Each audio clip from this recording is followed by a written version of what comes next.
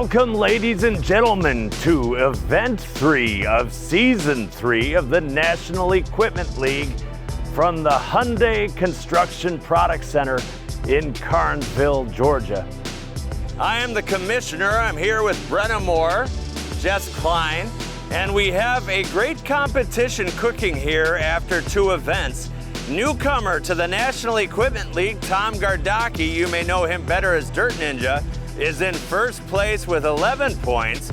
The dynamic duo of Dirt Perfect and Let's Dig 18 are in a tie for second with 9, and Bryan Furnace is in fourth place with 6 points. But don't count out newcomers, Madisen McCaulley and Mike Frey. Mike is in 5th place, Madison's in 6th, and this event here, the CTL event, in each of our previous seasons has been the event that flips the standings in one way or the other and creates great drama heading into Event 4. Brenna, you've competed in the CTL event. What do you think we're going to see here today? I think we're probably going to see a combination of people that want speed and people that want to go for the finesse and how it's going to look. I know that's what I tried to do with my wall. Like, I wanted to deliver a good product. I wasn't all about like who could build it the fastest. So I'm curious to see who takes that approach and who's just about speed. I think it'll be a healthy competition. And Jess, what do you think heading into this one? The CTL is always a game changer. So I think if people can keep their nerves in place and give it hell, I think it's going to be a good one. It levels the playing field, and we have some of the best equipment operators in the industry here today, and yet it's possible I've never seen them as shook as we have seen them ahead of this event. What you're going to see here is the 4-in-1 bucket challenge. We've paired the Hyundai HT100V CTL with a 4-in-1 bucket from our partners at Blue Diamond Equipment. What you will see each operator do is drive to the pile and grab 3 piles of dirt. They will then dump that in the designated spot and position the 4-in-1 bucket into its dozer configuration. They will then flatten out the load that they had just dumped in the designated spot, at which point they will travel to a large railroad tie and use the grapple function, the third of the 4 functions of the 4-in-1 bucket, to grab that and take it to another designated spot, at which point, and this is the one that has people talking the most, they will get that 4-in-1 bucket into a scraper configuration and travel across a 15-foot stretch of land in scraper mode. They will then take the machine back to the starting block, at which point we will call time. So with that, our first place leader in the clubhouse today, first place in the last event, Mr. Tom Gardocki, Dirt Ninja. Are you ready, sir? On the count of 3, we're gonna kick this one off in style. 1, 2, 3, and go! So Tom is jumping out of the gate, and I was not exaggerating there. We have had more questions and concern about what is acceptable, what qualifies as what with that 4-in-1 bucket. I think this concept about the National Equipment League is pretty cool. I think even people maybe that don't really have a big interest in the trades might find this pretty interesting because some of the challenges we're going to be doing. We told the operators you've got to get a full bucket, and you cannot use the bucket during the dumping function here to get a partial spreading of the material at this stage of the game. You really do need to hold it to use that dozer function. But I think how people pile it in the designated zone here, and then how people decide to spread it out will play a big part. Tom with his 3rd bucket here. So he's coming in now. He's going to dump bucket 3, and that is an acceptable way to dump it. Tom looking for an advantage right there. He's got that pushed out. He's got to do one more push to get it flat. Tom, you're good onto the grapple. He did a great job there. Tom is not messing around. He had a plan. He knew that he was going to get the bucket into grapple position by dumping the load with his 3rd pusher into dozer position, and then he's right away into grapple position for stage 3. Now is the piece of this that is going to cause the most heartache, the most debate, and the most consternation. What qualifies as scraping, and Jordan, you're going to want to get out of the way. Tom he gets ahead of the 15-foot mark. He's got a little bit more to go. Tom, you're good on the scraper. He's got a bucket full. Tom is backing into the starting block. Time! What a run to kick today off. Tom Gardocki with a time of 2:09. Nice.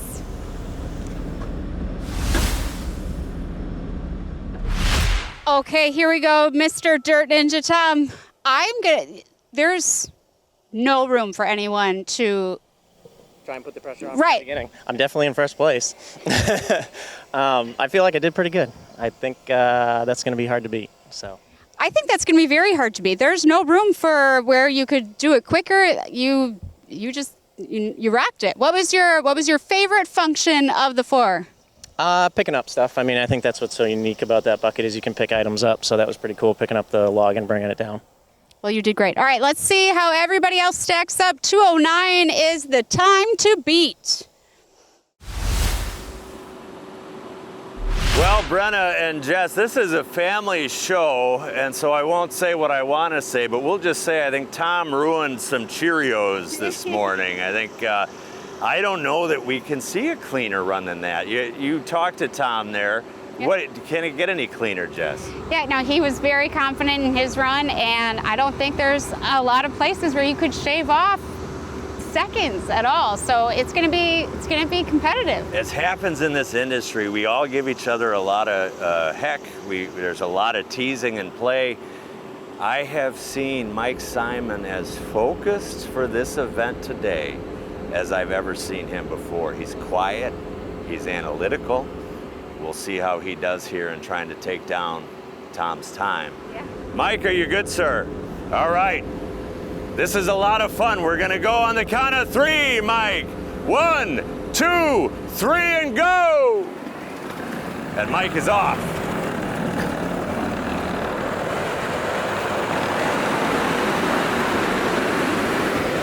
So we will see. I think Tom gave people a roadmap to an extent. And people like to be original. People like to do their own thing. We will see. Now I see what Mike did there. Yeah. I'm going to allow that. If it had been much more of a fling, we may have had to have a conversation, but I'm going to allow that. There's still a pile. He is still going to have to take the dozer flattening action. It's very evident through the 3 seasons the level of competition has continued to elevate, and I don't think we're even halfway up the mountain yet. I still don't think we've found the best out there, and I'm excited to see where this thing is going to go. Minimal movements, and Mike has a bit of a bigger pile here with his 3rd bucket. He did what Tom does. But you know what? He went a little bit high in his dozer. I needed a little, one more push. All right, you're good. There we go. Things like that, one extra push might be the difference in this event. That could be the difference, and I see what he was trying to do, but at the same time, there was a little bit too much of a rise. I don't know if you'll be able to see it on the camera, but there was a little bit too much of a rise still in what he had done there.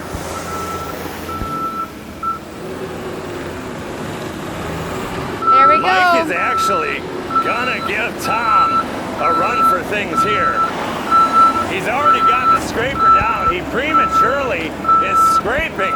He's at the 15 feet. He's just gotta close his clamshell.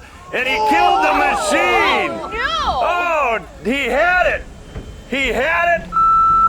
It was gonna be close! That was not and part he of bogged the down the machine! Oh, no! 220 for Mike Simon!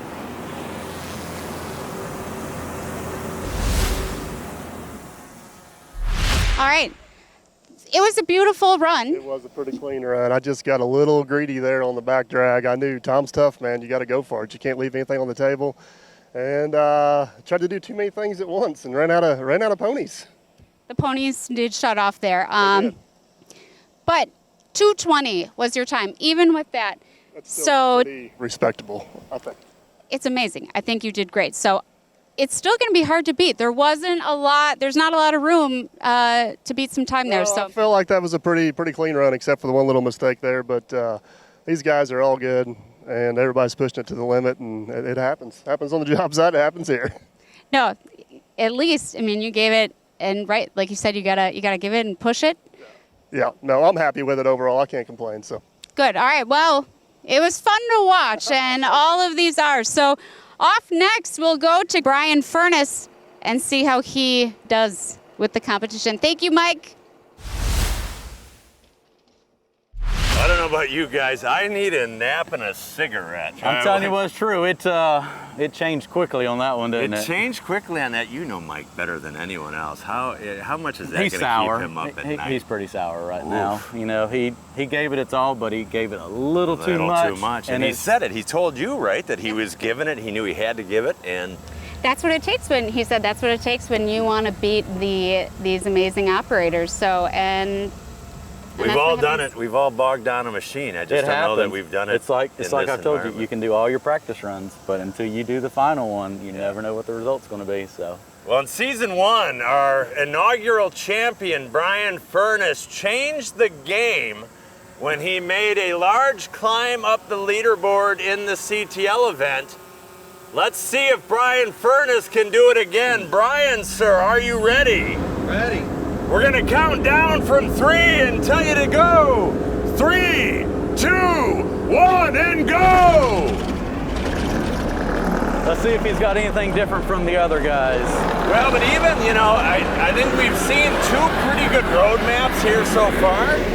But each of you guys is good at coming up with one thing or 2 things that differentiates a little I noticed bit. with Michael, he tried to, as he was dumping it, kind of spread it a little bit. He flung and we it there. And we said in the commentary, and I see what he's doing there, and I'm going to accept that too. There's still a pile. He's still going to have to doze it. He's still dumping it.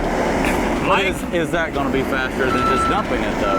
if Mike had dug in a little bit on his push, Yeah, because he made a he ramp could have on the done front. it in one push, but he had a rise that I don't know if you'll see in the video.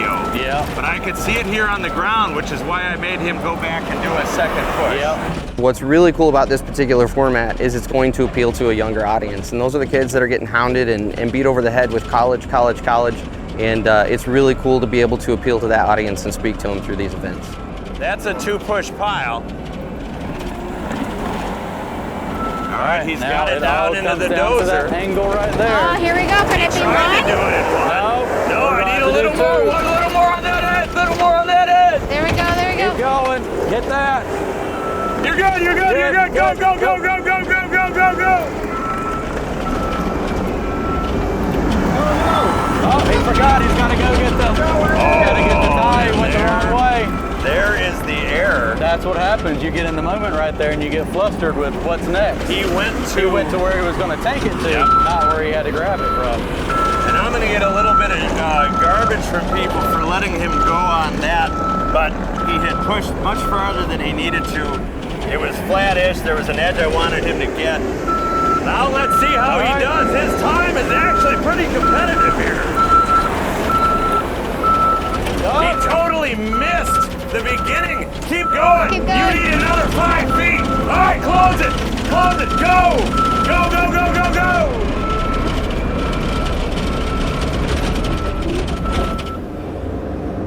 Bryan Furnace with a time of 2:13. I'm going to measure the length of his scrape. It looks more than 15 He's feet to 15 me, just feet. not the 15 feet we asked for. Luckily, we got no homeowner association to respond to here. So, That was so wonderful to watch. You were hustling. Tell us about it. I mean, this is an intense one. It's all about speed, especially when you got Tom setting the pace like he did. It's, as you can see, I got a little confused on the next thing I was supposed to do because your mind's just racing. It's trying to stay on everything and get it done as fast as possible. So I think it was a solid run. We'll find out here in a minute. Absolutely. So from a time perspective, you would be in second place right now. They're measuring to see if the distance, I think you're fine there. That was great. You did great. It was fast. I don't know what else to say. You did great. Thank you. I appreciate it. Now we got to go calm the nerves. All right, absolutely. All right, sounds good. Let's go see what Chris Guins has for us next. All right, since we're talking about roaring things and revving things up, let's just jump into it, Mike. Hearts are breaking. I hope we caught it on camera. There was an audible groan from the tent when you bogged your machine down. How are you feeling? I think that was more of a yay, because they knew they had a chance, because that was going to be a hard time to beat if that didn't happen. It was going to be a hard time to beat. And speaking of hard times to beat, as we look at these top 4 competitors, Chris Guins here, you were saying you think he's got more experience with a 4-in-1 bucket than anybody. I think of everybody competing, he's got the most experience with a 4-in-1 bucket, so he should be able to post a pretty stout time here. He's flirting with us right now. He's making sure that thing works. If we were betting on the league, he would be my favorite for this one. We're going to let that speak for itself, and we're going to let Chris's work speak for itself. Sir, are you ready to go? I'm ready. We're going to count down from 3 and go. 3, 2, 1, and go! Everyone has done just something a little bit different with the way that they're flinging the dirt here in the bucket portion of the event. I still don't know for sure. We were discussing that up there earlier. I still don't know for sure what's the fastest. Because even when you do the fling method, in yours, the reason we had you hit it a second time, and I don't know if you could see it from the cameras, there was a bit of a rise. I felt it come up. And I don't know what the best way to do it is yet, but Chris is going more of a traditional, I'm just going to dump those buckets in a spot. He's not making a tight turn, though. He's losing some time here, how far away he is from the cones. I'm here for a good time, and it's great to hang out with people, and I'm going to give it my all there and have a good time competing against everybody. We have some really good people out here today, so they're going to keep me on my toes.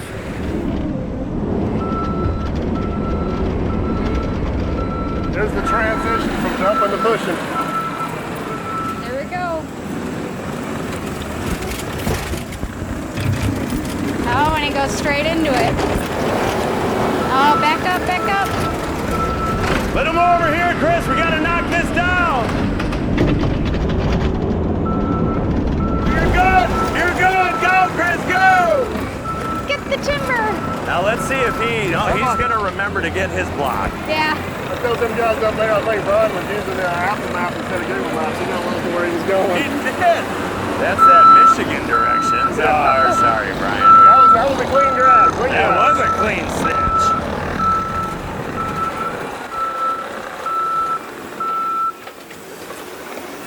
And this is where it all comes down. He has a competitive time. How fast is he going to do the scrape and go? He's down. He's down. He's going. He's got a clean bucket. Go. Go. You're good. Go. 206. 207. He's not going to beat Gardocki. 212. He was right there, though. Right there. All right, Chris, so while they go to instant replay, are you aware of your time? No, I was not, but I felt like I did pretty good. You were so close. So you finished out there at 2:12. Tom is at 2:09. Not far off. You were doing great. Tell us about it. I felt pretty good about it. Just went in there, but now they're worried about that I use the front edge instead of the back edge. So we'll see what comes out of it. I thought you already had it like in one, and then when you were spread, so that's all that matters. Right, and then you were doing the backfill or the backblading, and I think you were fine. I think so too. We'll see. That commish has been such a stinker this time around. All the instant replays. Right. All right. Fun. That's all that matters. That's right. We are having tons of fun. All right, so we're going to take a break here as they go to instant replay, and we'll be right back at you momentarily.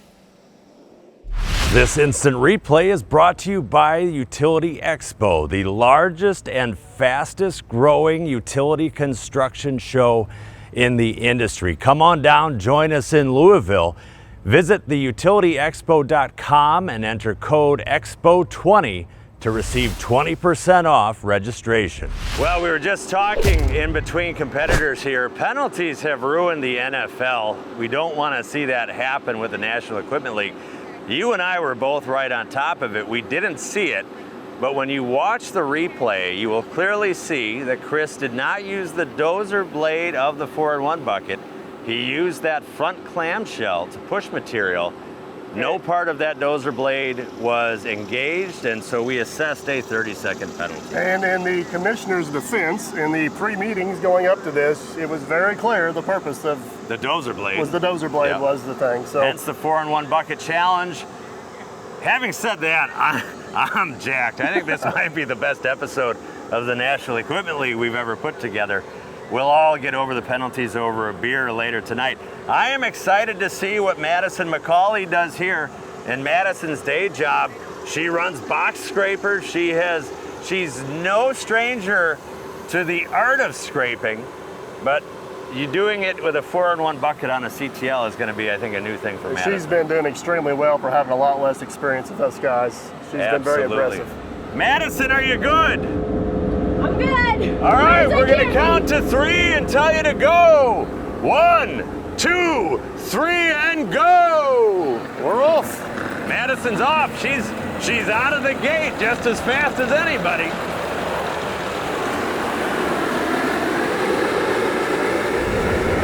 That National Equipment League flag hanging off the back of the HT100V. That blue diamond 4-in-1 bucket, it's beefy. It's big and it's performed well for us here today. I think she may have been the first person that got the properly sized bucket. I'd call that a full bucket without an overlay. Yep. Nicely done. She is, she's being a little bit more deliberate in her turns, which as an operator is what you do. Now, is she losing a second or two? She lost a couple of seconds there, digging in to maybe get too large of a bucket. Mike, what other thing? Oh, sorry. I was going to say, she doesn't have a ton. She was telling me she doesn't have a ton of experience here with the skid or with the CTL, but you wouldn't know it by watching this. She's doing great. Now, she's a professional operator like Brenna, works for the union out of Seattle. I think on a regular basis, she operates much heavier equipment. There is a lot of hustling. I have, like I said, I have 3 girls, so like the time for family and work is, there's a lot more work going on than family, so there's this big sacrifice there. But I mean, in this day and age, you have to make the money to support your family, you know? So there's no other way I'd rather have it. One more push here, Madison. And then one more push on the other side real quick. Oh, no, this So is what extra Madison push. did there, and I respect what she was trying to do. She may have been trying to do it all in one push, but in doing that, you're good, Madison, you're good. But in doing that, she split the pile, and when she split the pile, Madison, you gotta get your, that's 2 operators. No, not the scrape, not the scrape, get the clamp. She pulled a Bryan Furnace there. We can see that now. It's the competition just gets to you. It does, and I think she was in her head there. I see what she was doing. I think she was trying to get it all in one push, but in doing that, she created 2 windrows for herself.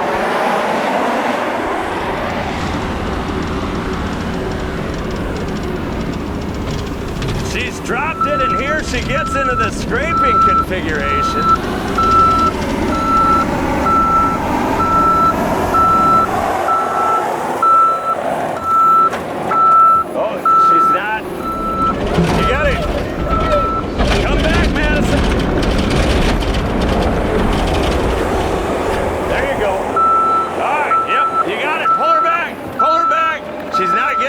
But she's ground engaged. You're getting something. All right, you're good. Go on, Madison. She lost a bit of load there. There it is. There we go. 322 for Madisen McCaulley. Why is that so stressful? You followed the same map as Bryan Furnace. And I hate to do it again. We're going to assess a 30-second penalty. Drops the entire load before she went to cross the finish line.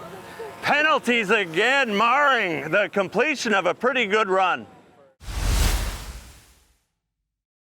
Those penalties. You did great. Talk to us about it. Oh man, that is so much more stressful than what it looked like before. I have very minimal experience on a skid steer, so I'm just like winging it the whole time. So I messed up. I turned around instead of just backing out all the way, and I kicked myself in the butt for it right away. But yeah, I gave it my all on that one. No, you did great. And once you dropped the timber, and then you had a little trouble with switching out there, but the first part of it, you got your buckets full, dropped them. You were doing great. I almost thought you had it with one pass there, and then if I wouldn't have turned, I would have had it. Yeah, no, it was good. You did a great job, and it was fun to watch. Did you have fun? I had so much fun. Well, and that's all that matters. All right, so we'll go check what the final time was. It was about 3:20. We'll see with the 30-second penalty exactly where we're at, but it's not over yet. Okay. And a lot of other people got penalties too, so. All right, thank you. So, all right, here we go. Last up is Mike Frey. Well, Mike, Madisen had a good run there. We had to put a penalty on there. Jess, you've been talking to Madisen a lot. What do you think happened there, and how do you think she did? Yeah, I think it was just, lack of experience with the 4-in-1 bucket and with the skid steer in general. She said she still had a good time, but yeah, getting familiar with those controls and how to maybe do a little more tilt. We'll practice for next time though, but I think she still did great. We're still having a good time. Oh, I can tell you right now, this event is coming back in one way, shape, or form.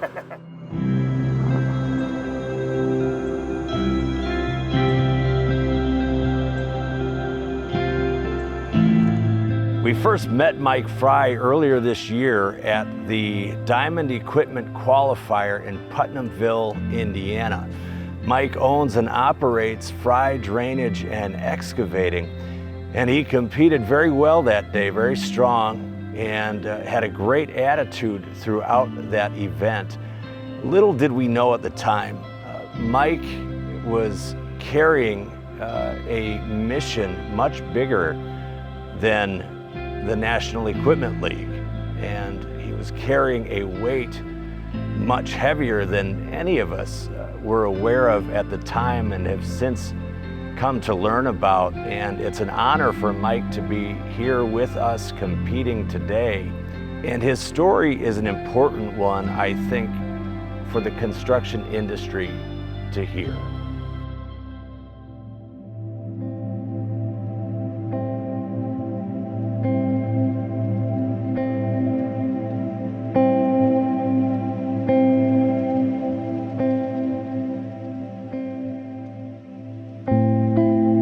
My son passed away 5 years ago. I was hoping for him to take over the business one day.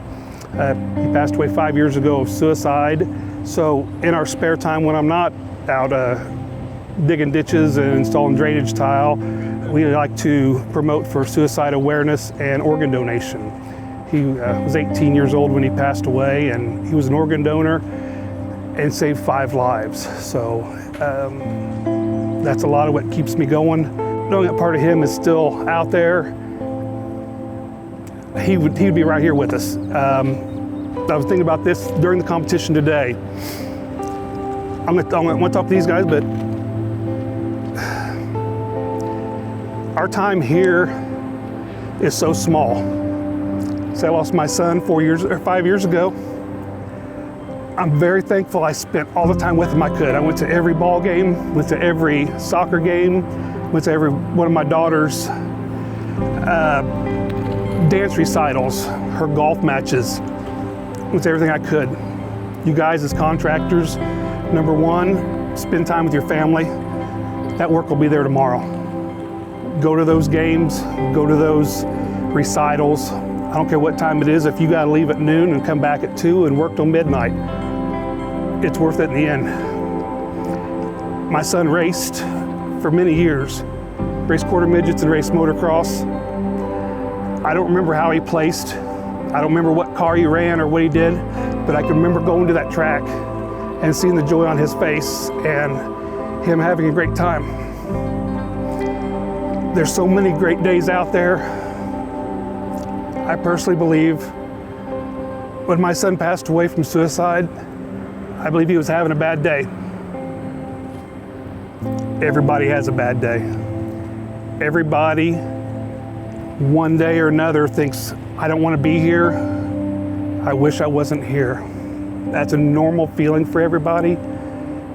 Your time here is so small. I'm sure many of your viewers can think when they were 18, there's always good around the corner. Tomorrow's can always be better. You always have to think about that. Mike's story is extremely powerful, and we are honored to be here with him today and to help him share this story. And it's a story that the construction industry, unfortunately, needs to hear. The suicide rate in the construction industry is exponentially higher than most other professions in North America. If you or someone you know is dealing with suicidal thoughts, please call or text the National Suicide Prevention Lifeline at 988, or text Hopeline to the National Crisis Text Line at 741-741. If someone is in immediate danger or there's a life-threatening emergency, call 911 right away. And for construction industry specific information, please visit preventconstructionsuicide.com. Our last competitor today, we saw Mike Frey in Indiana in the qualifier. Him and Dana Bontrager went toe-to-toe. He is a skilled, experienced operator. He might surprise us here. He's my competition, more ways than one. I think he is. He's my neighbor. We're in the same business, so yeah. let the best Mike win. Let the best Mike win. We're gonna see how you do. Mike, are you ready, sir? All right. We're gonna count to 3 and then we're gonna go. 1, 2, 3, and go! We Mike, are off. Off to the races. No, Blue Diamond will probably say, hey, Bill, we'd like to feature a different attachment, but I don't know, I kind of love this event. I always want to be able to run my equipment as good or better than all my employees that I have. I don't want to have to tell one of my guys to dig this ditch or put this pipe in and know that I can't do it myself. So I think that I'm going to be pretty well matched against him if my nerves don't get to me. But he has dumped his load as close to the cones as anyone has done yet. FCC, if you're watching and listening, yes, in this context, we can talk about dumping loads. I did name him the king of it in the last one. Mike is a very experienced CTL operator. I don't know how much experience he has with the 4-in-1 bucket. But his split times right now, he is neck and neck where everyone has been. And I said to Mike, Mike, as long as you remember what direction to go in after this event. Oh, Mike, open up that dozer blade and push. Nice. If he can get this in one push, he's got it. He's got to get it. One more windrow over there, Mike. Push that one. Keep going. All right, you're good. All right, you're good. Go, go, go, go, go. We're going to have a competitive time here as long as MapQuest don't send us the wrong direction. I told him, I said, Mike, if you go in the right direction after the dozer, you're going to shave a few seconds off everyone else's time. Oh, did he get a clean grab? He did. He's on the very final time of that grapple there. It's going to come down to the strafing motion. One bad bump, though, he could drop that timber. It is hanging on by the most narrow tine. There he is. He's dropping it. He's going to do it like no one else has done it. He's going to scrape going forward. He gets bogged down a little bit. He's engaged. Close your clamp. Close your clamp. Go, Mike, go. You're good. He's not going to beat Tom Gardocki, but damn it, Mike Frey is in the game. What do we got? What time is it? 2:14.25. I see a big smile on your face. Shall I help you down, sir? All right, tell us about it. Oh, I'm a little worried. Seeing the commissioner's reaction there, I don't know. I decided do something different and use the go frontwards on the scrape. Kind of hurt me a little bit, but then again, I don't know. I'm really curious. You did. I think that was a great approach. You took it from the front this time, and you finished at 2:14. You almost had it in one pass too. Almost had it in one pass. That's the thing. Almost had it in one pass. And you were trying for. I should practice a little more. No, you did great. And you remembered that the tie was next, right? So you came with this. Yeah. It was solid. I did the best I could. You did real good. You should be proud. All right, here we go. We'll go back to the commissioner to wrap us up and let us know how we finish out Challenge 3.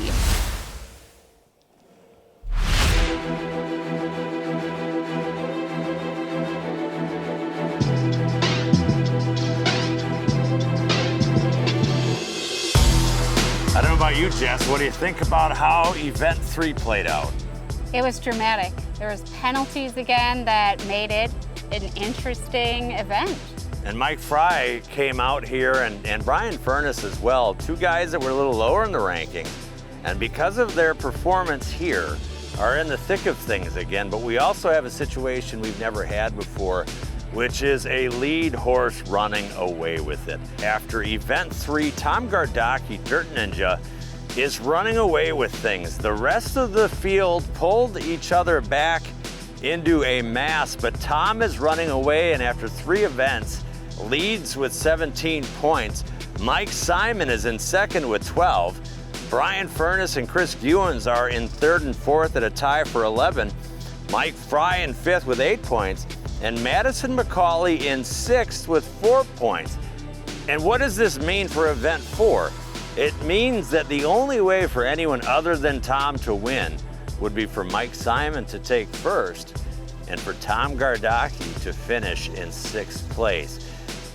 The season record for most points in a season ever is Dirt Perfect last year at 18. Tom already has 17.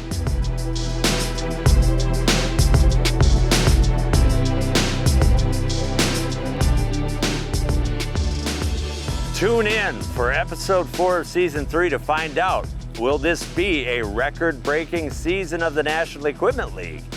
And will Tom Gardocki run away with the whole thing? We're gonna get out of this heat. Thank you for joining us for Event 3 of season 3. Join us again for Event 4 to find out who runs away with the championship and how this season finishes out. Thank you for joining us. We'll see you next time on the National Equipment League.